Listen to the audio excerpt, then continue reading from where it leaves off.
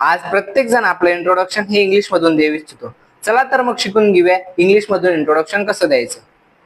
हे इंट्रोडक्शन खूप कॅज्युअल आणि इनफॉर्मल असणार आहे. यातला पहिला पॉइंट म्हणजे ग्रीटिंग्स, जसं की हाय, हॅलो. यानंतर सांगायचं तुमचं नाव आणि तुम्ही कुठून बिलॉंग करतात ते.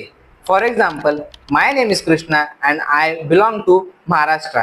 या ठिकाणी तुम्ही आय एम फ्रॉम महाराष्ट्र किंवा आय हेल फ्रॉम महाराष्ट्र या प्रकारे सेंटेन्स तुम्ही वापरू शकतात. यातला तिसरा पॉइंट म्हणजे तुमचं एज्युकेशन.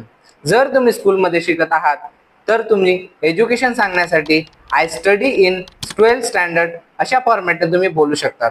आणि जर तुम्ही कॉलेजला डिग्री घेत असणार तर तुम्ही I am pursuing BBA at Mumbai University या प्रकारे तुम्ही सेंटेन्स फ्रेम करू शकतात.